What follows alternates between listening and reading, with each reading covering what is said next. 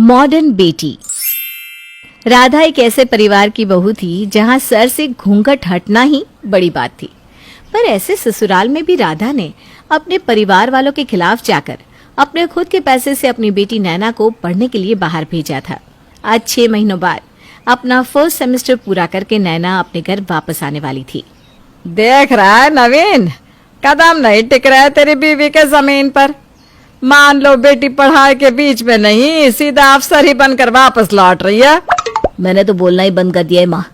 इसके तो अपने पैसे हैं ना मायके के। मेरे जेवर है, मैं इन्हें बेचकर अपनी बेटी को पढ़ाऊंगी, आपसे एक पैसा नहीं लूंगी, यही कहा था ना इसने। अब देखते हैं कौन सा सितारा तोड़ लाती है इसकी बेटी इसके लिए। बनी नहीं है अफसर तो क्या हुआ, बन जाएगी। मेरी बहुत इच्छा थी पढ़ने की, पर शादी के बाद मैं पढ़ ना सकी। मेरी बेटी के साथ भी ऐसा होता मैं नहीं देख सकती थी। वो रसोई में जीवन बर्बाद नहीं करेगी, कुछ बड़ा करेगी। राधा पूरा दिन नैना का मनपसंद खाना बनाने में निकाल देती है और दरवाजे पर उसकी राह देखती रहती है। नैना को आता देख उसकी खुशी का ठिकाना नहीं रहता। नैना, कब से तेरी राह देख रही थी मैं बेटा। नैना को देखकर राधा उसके गले लगने जाती है, पर नैना वो तो फोन पर बात करती हुई सीधा घर में आकर सोफे पर बैठ जाती है और अपनी माँ को पानी लाने का इशारा करती है। थक गई होगी ना तू, इतनी दूर से आई है। अरे पानी क्या, ग्लूकोज लाती हूँ मैं। टीवी चला दूं बेटा? अच्छा बात कर रही है, कर ले बेटा। राधा ग्लूकोज लेकर बाहर हॉल में आती है। कुछ देर मुंह बंद भी कर लिया करो यार मम्मी, इसलिए घर आने का ना मन नहीं करता। इतना इंपॉर्टेंट कॉल था, पर तुम्हें जूस पानी टीवी करना ही था। अरे तुम ही पी लो, मैं कमरे में जा रही हूँ। और छूट दो बेटी को, घोड़े की लगाम छोड़ोगी तो लात तो तुम ही मारेगा ना। रात को राधा नैना के कमरे में जाकर नैना को मनाती है। तू बाहर से पढ़कर आई है ना बेटा। मैं ठहरी गवार, मुझे क्या पता था बेटा। अब चल खाना खा ले, गलती हो गई, माँ को माफ कर दे बेटा। मैं भी थोड़ा इरिटेट हो गई थी मम्मी, चलो खाना खाते हैं। अपनी माँ की बात मानकर नैना खाने के टेबल पर आ जाती है। खा खा बेटा, सब तेरे लिए ही बनाया है, ये पूड़ी ये सब्जी। कौन खाता है पूड़ी सब्जी मम्मी? पहले तो मैं यहाँ से बाहर निकली ही नहीं थी, कॉलेज गई तो पता लगा कि ये सब तो कोई नहीं खाता। मेरी सारी फ्रेंड्स पिज्जा खाती है, बर्गर खाती है। राधा, खाने का प्लेट हटा दो इसके सामने से, बाहर का लक्षण सीख कर आई है। पर उसने कुछ खाया ही नहीं है। नए दोस्तों से ही खाना मंगवा लेगी, तुम फिक्र मत करो।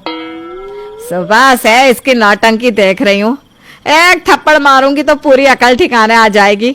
बहुत हो गई पढ़ाई, बाहर भेजा था तूने इसे मेरे ऊपर होकर, देख लिया क्या बनकर वापस लौटी है तेरी होनहार बेटी।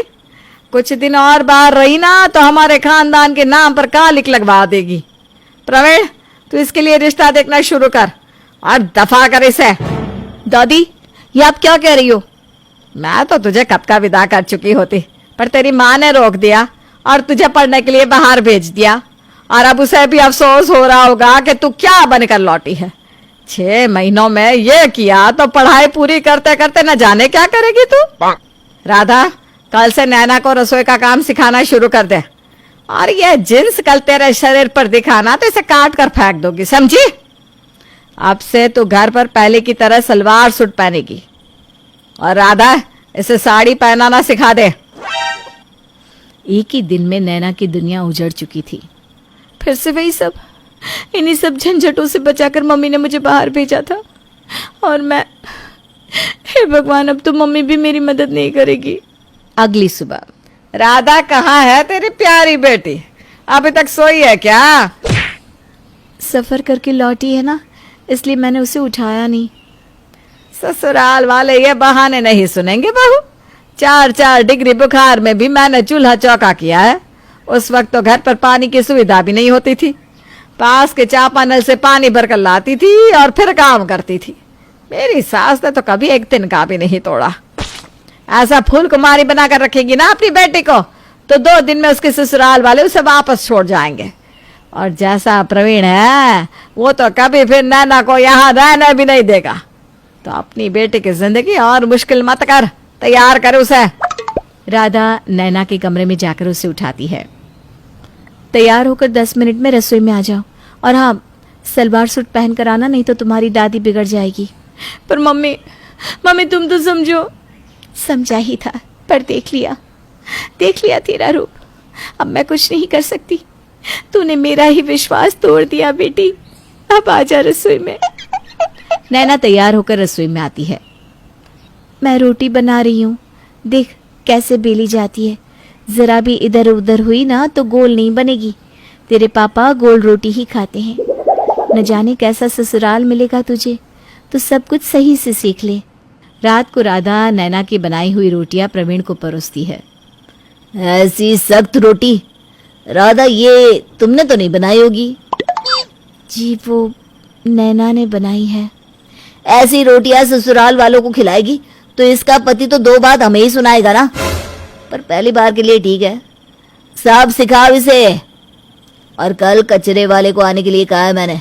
इसकी सारी किताबें और जींस टॉप उसे दे देना। अब इन सब का इसे क्या काम। नैना रोती जाती और रोटियां बनाती जाती। धीरे धीरे राधा उसे कपड़े धोना, खाना बनाना, साड़ी पहनाना, सारी चीजें सिखा देती है। एक रोज राधा नैना के कमरे में जाती है और उसे रोता हुआ देखती है। मैं कितना गिर गई थी मम्मी। तुमने सबके खिलाफ जाकर मुझे पढ़ाया, ऊंची पढ़ाई के लिए बाहर भेजा, अपनी शादी के गहने भी बेच दिए, और वहां जाकर मैं अपने दोस्तों में मशरूफ हो गई। मेरी शादी हो ही जानी चाहिए मम्मी। दादी ठीक ही कहती है, लड़की बिगड़ जाएगी। तुमने मेरी लगाम क्यों नहीं कसी? क्यों मुझे छोड़ दे मम्मी, क्यों?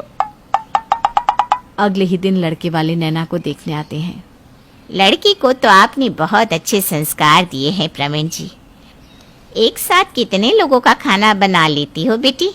वो क्या है ना, हमारे यहाँ रोज कोई ना कोई मेहमान आता ही रहता है। मैं कर लूंगी आंटी जी। जरा चल कर तो दिखाओ बेटा। अब देखना पड़ता है ना, कहीं पैर में कोई दिक्कत तो नहीं। फिर शादी के बाद पता चले तो आप लोग तो कहेंगे पहले तो हमारी बेटी ठीक थी। अब आप लोग समझिए, जांच परख करनी पड़ती है ना। हम तो बिना जांच एक बर्तन भी नहीं लेते। ये तो बहू की बात है। नैना लड़के वालों के सामने चलकर दिखाती है। कॉफी की स्पेलिंग बताओ तो। मैं पढ़ी लिखी हूँ, COFFEE। हाँ ठीक है, फाइनल कर देते मम्मी से। और हम मना कर देते हैं। चलिए नमस्ते। प्रवीण लड़के वालों को वापस भेज देता है, जिसे देखकर नैना चौंक जाती है। मैं तेरी शादी नहीं करवा रहा बेटा। तू भटक गई थी शहर की चकाचौंध में। तुझे समझाने के लिए हमने ये नाटक किया। हम तुझे बस दुनिया की सच्चाई से रूबरू करवा रहे थे। तेरी किताब घर के पीछे के स्टोर रूम में ही रखी है। अच्छे से पढ़, वरना देखा ना कितनी मुश्किल होगी। ओह गॉड पापा मुझे माफ कर दीजिए। अब ऐसी गलती मैं कभी दोबारा नहीं करूंगी। मैं अब यहीं के कॉलेज से पढ़ाई करूंगी और फ्री टाइम में मम्मी की मदद करूंगी। पढ़ने वालों को बड़े शहर की नहीं, किताबों की जरूरत होती है। नैना को अपनी गलती का एहसास हो जाता है और वो मन लगाकर फिर से पढ़ाई में लग जाती है।